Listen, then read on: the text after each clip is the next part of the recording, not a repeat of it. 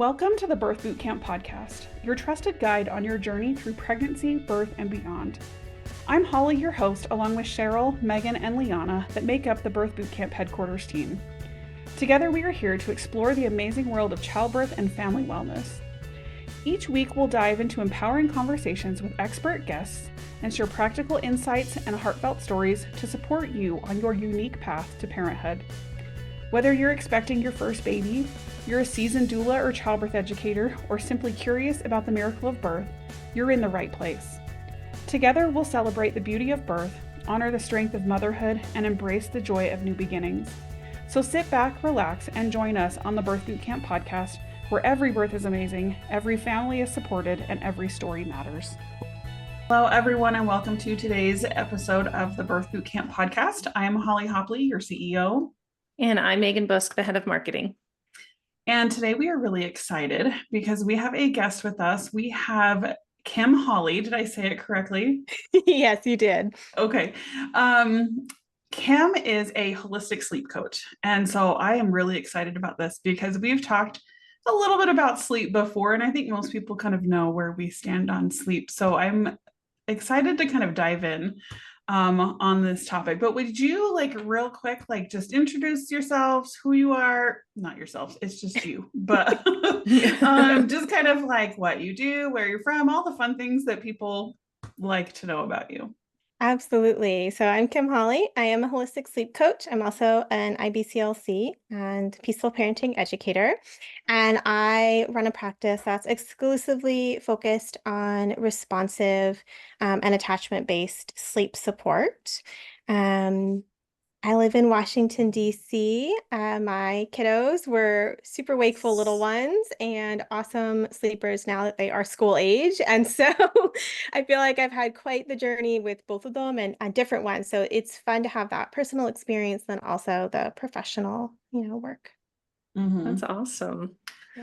Yeah. Can you tell me what a holistic sleep coach is? Because I know a little bit about sleep coaching, but where does the holistic sleep coach kind of fall in?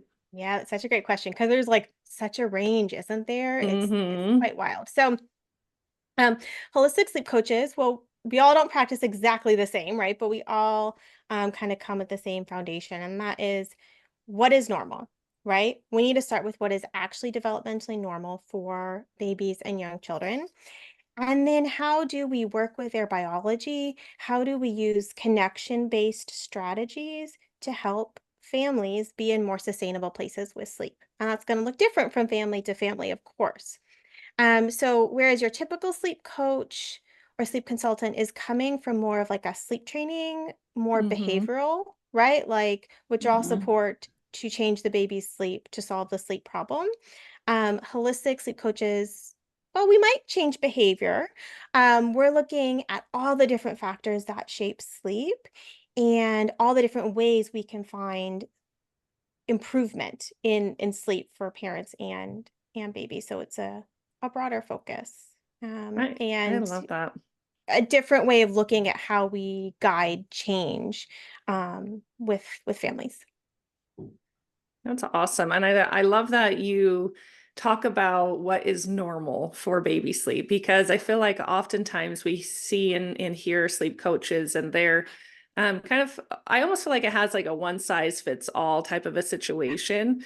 And that's not normal. That's, every baby's different, every family's different. And what we as adults think is normal or should be normal for babies is not what is actually what their rhythms are going to be or what normal baby sleep is. I think a lot of times people think, oh, babies need a full 8 hours of sleep. And if they're waking up in between that, then something's wrong. But that's not how babies sleep. And so I love that you take that approach because I think that is super important. Exactly. And not only is there one size fit all thing, which is when has that ever worked for humans, first of all, right? Of any age.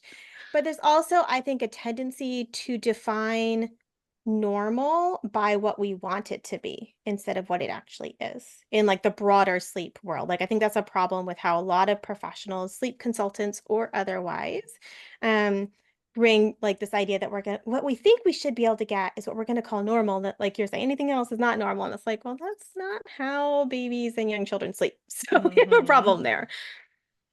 Yep.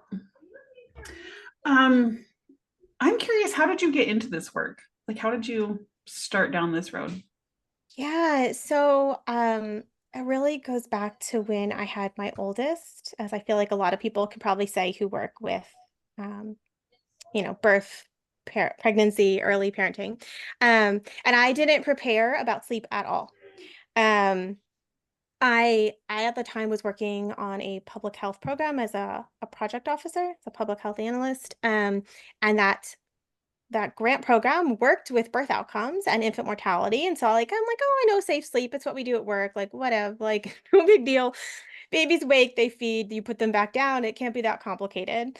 And of course it was, right? It was not that simple. And as my oldest kind of moved out of the newborn phase, we hit 4 months and I was like, what is going on? And I realized that I had absolutely no idea what was normal, or what sleep development was supposed to look like in a broad sense, or even like what could I be doing to have better sleep. And all my friends that I knew that had kids were sleep training. And I was like, that does not feel right to me. So where is the information about what's actually biologically and developmentally normal? And indirectly, I credit this lovely IBCLC who I saw when my oldest was 4 months, actually more about bottle refusal than anything else, but we chatted sleep as you do. And she's the one that started putting me in touch with some of those better resources. And so I read a whole bunch of them for me, and then I got really interested in like why are we so far away from what's actually developmentally normal? And eventually stumbled onto a certification that was all about like developmentally normal sleep and kind of went from there. Awesome. I love I that think you kind of took that journey from like your own life, your own perspective, and realizing like, well, I would like to learn more about this. I think that's kind of how we all kind of fall into like birth work, or, becoming birth professionals. And in this world is we're like, we love this and we need to make some changes. Absolutely. Yeah, I had a very similar story because I knew all about the birth and all that kind of stuff, but definitely didn't know anything about sleep. And I had a lot of friends giving me lots of really bad advice. And so, yeah, sleep was definitely a struggle with us with our first. I mean, it was with our youngest, but so I want to talk about like this idea of like the cultural and like what our society thinks, newborn or infant sleep looks like versus like the biology and what is really normal, because I think they are two like completely opposite different things. And what we expect is not realistic. So maybe let's talk about like the cultural aspects of it first, of like kind of what our society thinks newborn and infant sleep looks like, and then we can kind of go into the biology. Yeah, I love that. I love that biology versus cultural thing. It's like totally my happy space. And we in Western countries, in the US, very strongly so, define healthy sleep by a baby that doesn't need their parents at night, right? Like completely. That is how we define healthy sleep from very early ages, right? Your baby should be able to go in their crib or bassinet awake. They should be able to fall asleep without your support. They should be able to stay asleep without your support. They should not need you, right? Right. At very young ages, they should be able to go without a feed, for very long periods of time. They should be able to go 7 to 7 and 12 hours. And it's like, oh my God, that's half the day that you're expecting a baby to not That's have such a human contact. long time. Isn't that wild? Like Yep. these tiny little, and we are we're supposed to go culture, not man, but we're carry species, right? Like the sleep advice that is shared treats babies as though they're like nest or cash mammals. And that's not how our species survives and thrives, right? And so there's this very big idea that babies are not supposed to need us around sleep. Yep. And that is normal and healthy, and that is what babies need. And it's not, right? Like Mhm. it's absolutely not. Of course, if somebody has a baby that maybe naturally does that, there's always going to be outliers, Right. but we shouldn't be defining normal by this very, very small percentage of Yep. babies who might sleep like that. Yep. And it's just like, it is, there's very specific like historical roots, right? Like you can kind of trace it throughout history, how we got here, but it has absolutely nothing to do with what is best for babies or even like parent baby relationship and bonding, and attachment. Like it's never was about that. I feel like we always like we expect babies to act like adults. More Like, than adults. yes, that's true because Mhm. most of the time we don't go to sleep.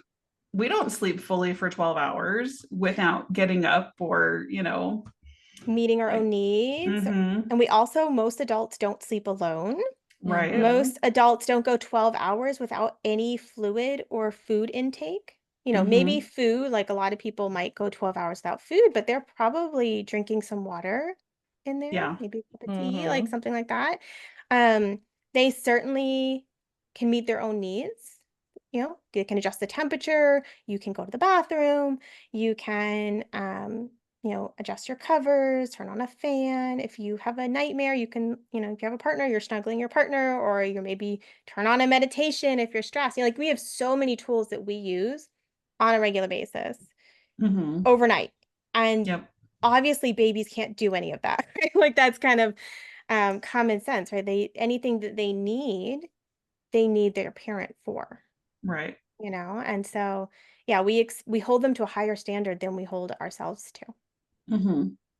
I like that term too. Like you were saying, like we expect them to not need their parents at all. And that's one thing that really clicked for me. I think it was with my second. It was there's a book called Nighttime Parenting, and I was like, oh yeah, like just because it's 7 p.m. doesn't mean my parenting duties are over for the next 12 Mhm. hours. Mm-hmm. Exactly. Parenting doesn't stop. It is a 24/7 gig that you've signed up for. Exactly. So what is like normal newborn sleep? What would you define that as? Fragmented. I mean, at its most basic level, right? If we're talking about the newborn phase, then these babies don't like have an established circadian rhythm, right? They're not regulating their days and nights yet. And they need to feed frequently. So we have a feeding frequency paired with like that ability to sustain sleep.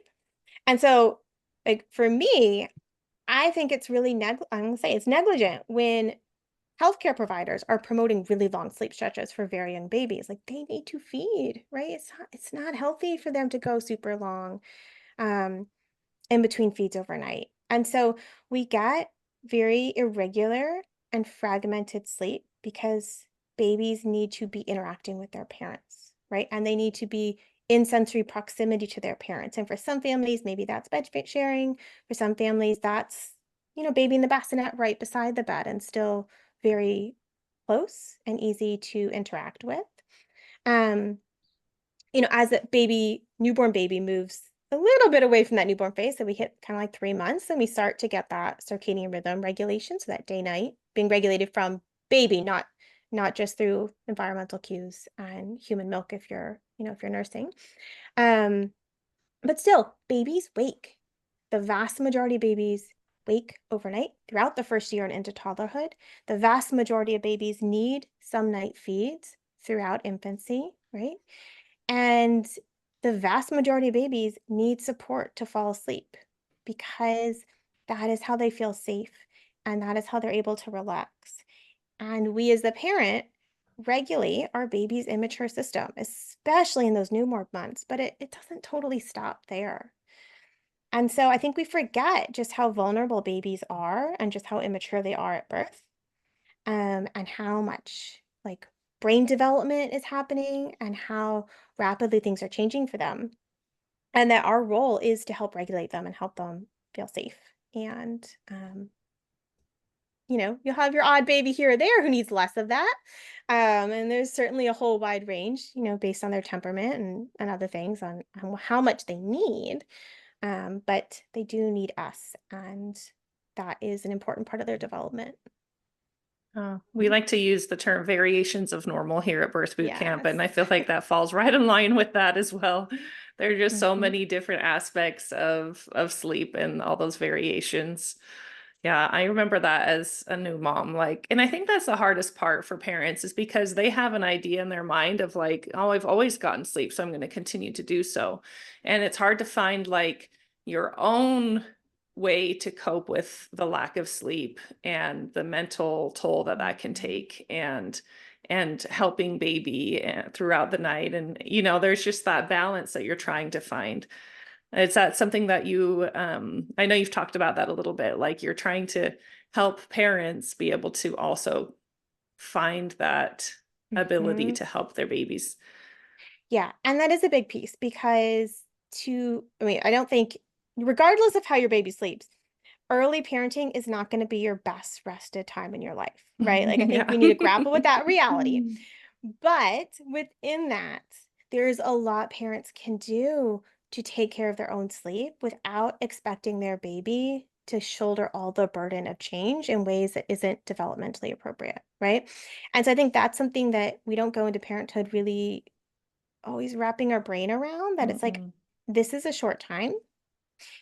And I might need to make changes to take care of myself and take some responsibility for my own sleep. And it's hard because most of us never actually learned what is healthy sleep, like what are healthy sleep habits, right?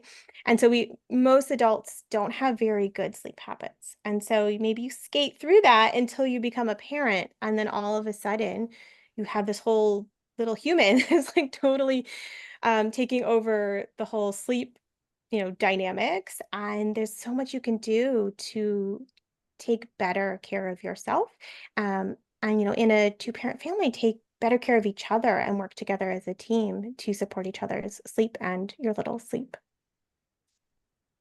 Yeah, the first time that we met and you kind of mentioned that, I was like, yes, like I think if we would realize as adults, like because yeah, I think most of us do a lot of things that don't help us in our own sleep. I know I'm Mhm. totally guilty of that. Um, could you maybe share a few, maybe like what that might look like realistically, like for the parents, like, Yeah. if they're trying to improve their quality of sleep, so that then they can better help their baby. Yeah. And I just want to say there are a lot of different ways to do this. And of course, not everything works for every family. Um, but I think one of the ways I see parents sort of undermine their own sleep is staying up late in early parenting, right? Because most humans sleep deeper in the first half of the night, and therefore your baby's longest sleep stretches are more likely to happen in the first half of the night. And so if baby goes down at 8 and you're up till 11:30, baby wakes at midnight or 1 and actually gave you a really decent stretch, and you got very little sleep before they woke up. And so I think trying to align our sleep a little bit better with babies, not that you have to go to bed at 8, or any given time exactly when baby's going to bed, but just that awareness of when baby is likely to sleep longer. How can we maximize that some? Mhm. Another big thing is our environmental cues in the evening, right? We are not meant to be exposed to bright light after sundown.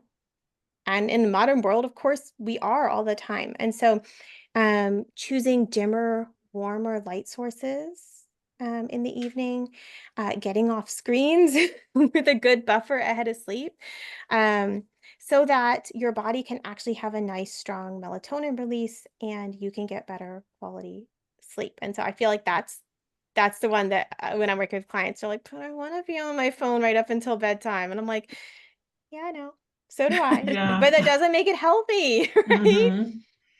And we know this. Like, we know this. This is not like, it's pretty conclusive. Like, screens are not, being on screens is not good for sleep. But Right.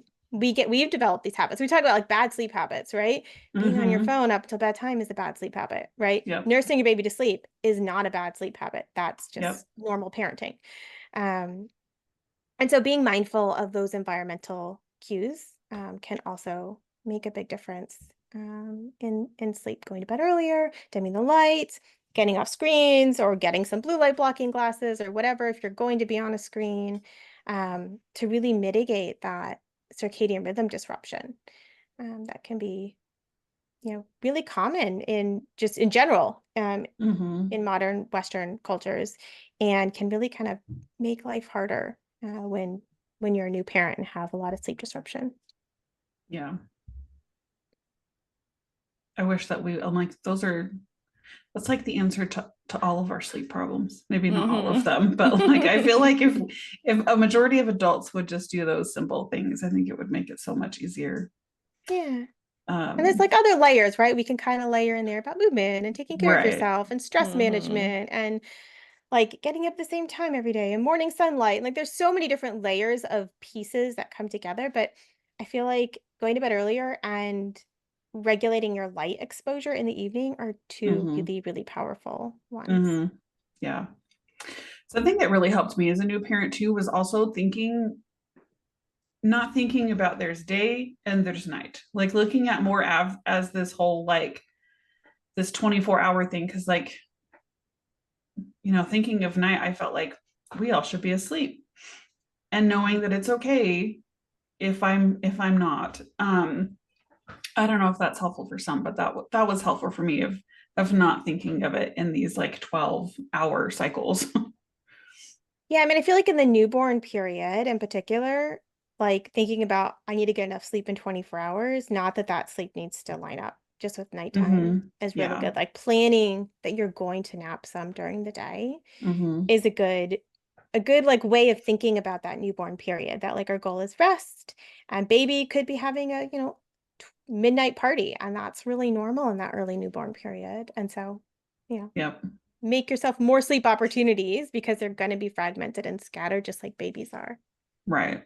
Yeah, that really helped me a lot, especially with not my first, because I had completely unrealistic expectations, but with my other babies, it helped me a lot. Okay, can I ask your opinions? There's that phrase, that sleep when the baby sleeps, which, you kind of already mentioned that, like in the earlier night, if that's when they give you a nice chunk of sleep. But I feel like that phrase has gotten a lot of like criticism and people kind of make fun of it. I would love to hear your thoughts about that. Yes, it does seem to get people's back up and gets them very grumpy and feisty sometimes, which is, and I don't know if that's just because sayings like that, not just that specific saying, but they are such an oversimplification, right? And some people are just better at napping than others. Like some people's bodies just don't let them sleep during the day very well. So I think it depends on the context, right? When you have a newborn, you should be resting a lot when baby's sleeping. Like I am a huge fan of encouraging people to not save all their productivity things to nap time or after bedtime, because it puts way too much pressure on that nap or bedtime going exactly as you need it to go. And that leads to more frustration and resentment for the times that it's inevitably not going to go the way you want it to go. Right. So like there's a lot of stuff we put off to when baby's asleep that we could do when they're awake. And so thinking about, yes, how can we rest? If you're not a napper, rest when baby's napping, or like listen to a podcast, right? Read a book, do something for yourself that feels like you're taking care of yourself. And if you can go to bed earlier, yeah, go to bed earlier. But also finding that sweet spot of like, why are you feeling resistance to this, right? Is it because you have a toddler and you're like, how am I supposed to nap with a toddler running around the house, like, and this new baby? Or is it because you are somebody who always has to be busy and has never like learned the art of rest, which is I think a lot of people in this country, because we glorify busyness. And so I think there's a lot of layers why people don't like it, but I think fundamentally there's some wisdom in there as long as we see that as nuanced wisdom. Man, I love all of that.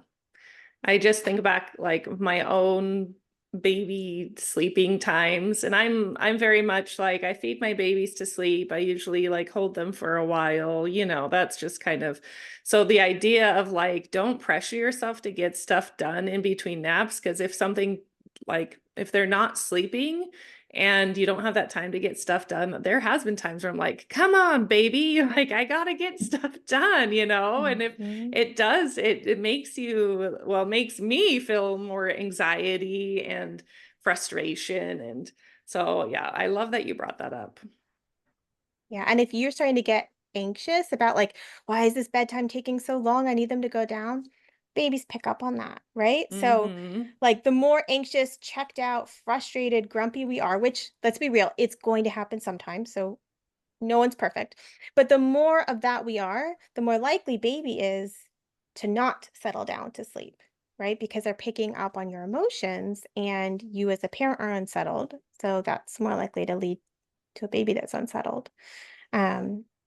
It's one factor, right? It's never all on us. So I don't want anyone to take away and be like, it's all my fault if I'm frustrated. It's like, no, parents get frustrated. Like that's just reality. That's just normal. Yeah. Exactly. It's totally normal. But I think that awareness of babies feed off our emotions can be helpful. And it's like, ooh, I'm feeling myself get really frustrated and anxious because I have to clean up the kitchen. Deep breath. Let me just regulate and get calmer, right? Just a little bit calmer. And that is still helpful. Yeah. Yeah. I always kind of hated it when I hear, and see people make videos about, the whole sleep when the baby sleeps. And I'm like, but why can't we try to prioritize rest? Especially for new parents.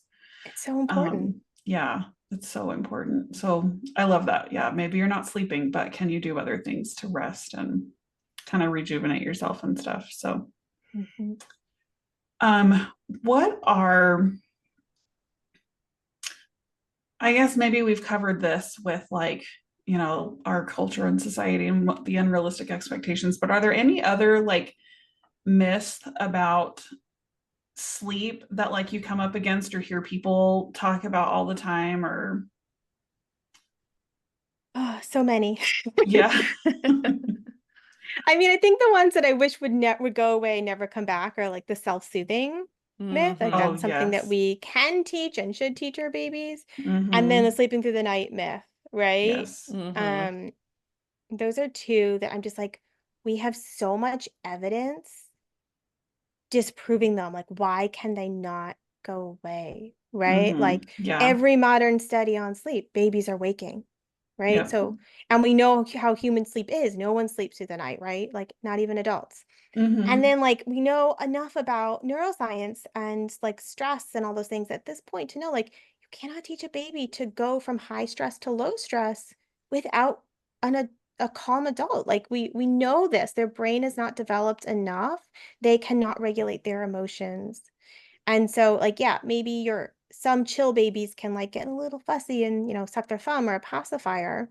And like very minimally under the right conditions, calm. But like they can't calm themselves down. And we know this. And we know that this is a skill that, emerges in the preschool years, but takes till your mid-20s to fully develop.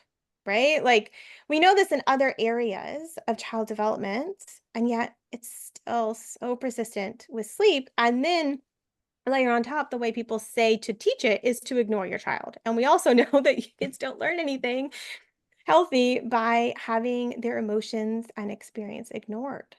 So it's just like, oh, why can't it just go away? Like it's such a harmful one. Yep.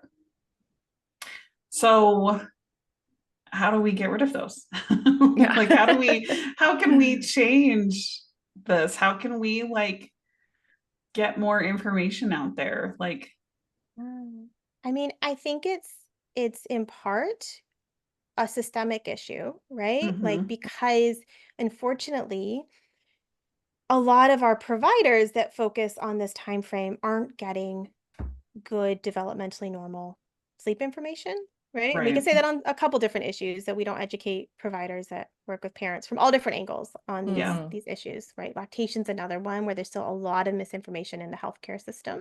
Yep.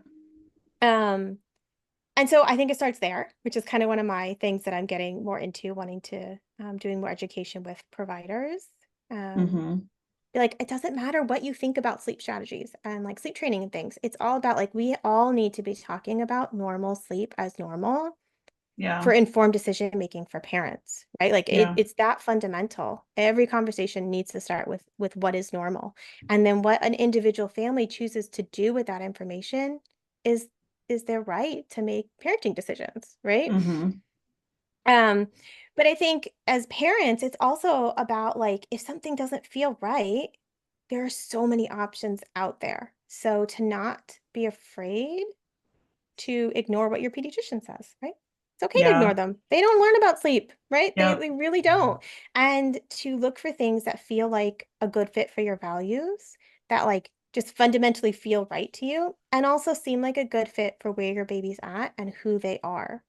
Um, and to not to be afraid that it's not a one size fit all things, and there's no window of opportunity that you're going to miss if you wait before you make a change because you actually feel like what you're doing right now is okay. Like that's Yeah. fine, Yeah. I know, like, I just taught in one of our classes, we really talk a lot about like newborns and sleep and, what to expect as new parents. And it's so frustrating because they're like, well, our pediatrician says XYZ. And it's like you said, like the care providers are Mhm.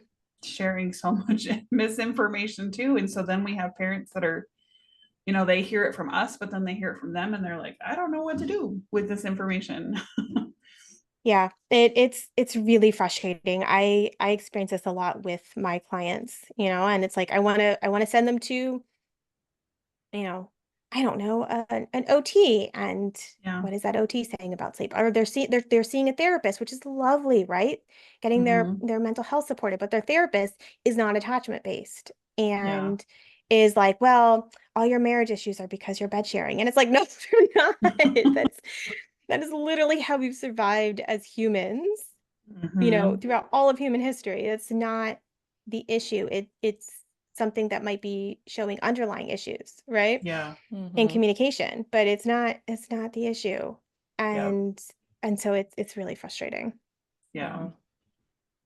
I feel like in our culture, like sleep training is so loud. Do you know what I mean? Like people hear about it so much, so they think that's what they need to be doing. And then Mhm. they don't feel like that's what they want to do, but they don't know what Mhm. else to do. Mhm. So what are some like alternatives or resources that you would suggest for parents who are kind of wanting to go against the sleep training and be able to find their own path?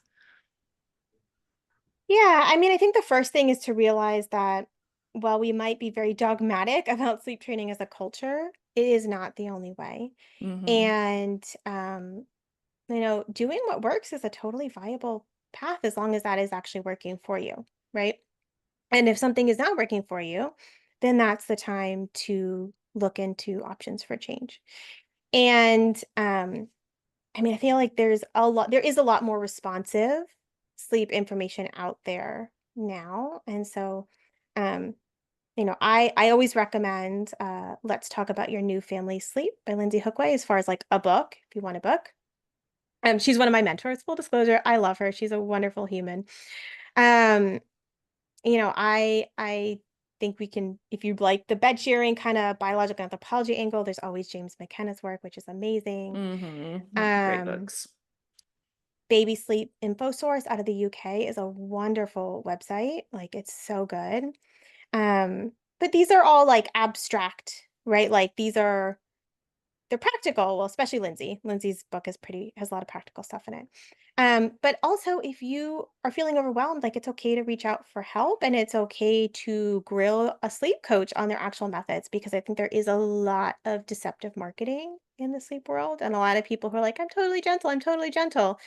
And they'll try something gentle for like a week or two, and then it's like, oh, by the way, now that that doesn't work, we're gonna do Ferber, right? We're gonna Mm-hmm. we're gonna do controlled crying. And I I see this a lot, and it's really frustrating, especially as someone who is actually like gentle and holistic, that you have to kind of fight this battle, um, this kind of marketing battle, that there's so much deception out there. Mm-hmm. So to be afraid to ask questions, you know, about their methods, about what they will or won't ask you to do if you are going to work with someone, so that you get all the information that you need to know, like, is this the right fit for me? Or maybe it's not, and that's okay.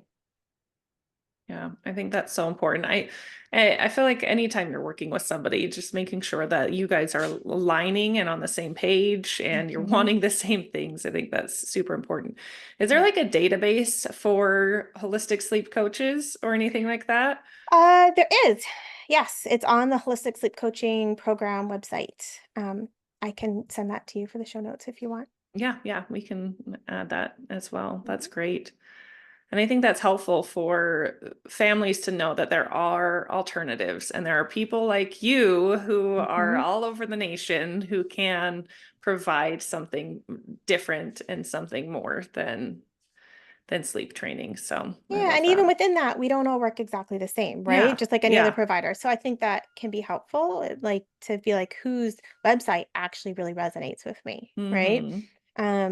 Because some of us are a little bit more independent sleep focused. Some of us are a little bit more experienced with working with nursing families, right? Some of us are a little bit more in the toddler and big kid realm versus the baby and toddler realm. And so I think that, and it's just personality, right? Like, I work with my clients often for longer than the average sleep coach. And so like, I want us to resonate with each other. Like you're going to get the best like results out of leaning on me if we click in the way that we communicate.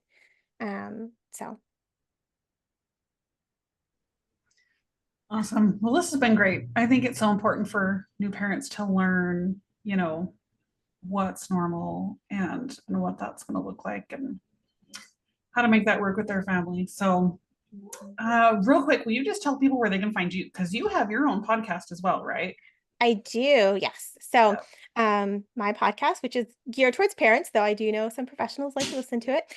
It's the Responsive Family Sleep Podcast. And then on my website, I also have a pretty extensive like history of blog posts, so a lot of free resources there. And my website is intuitiveparentingdc.com.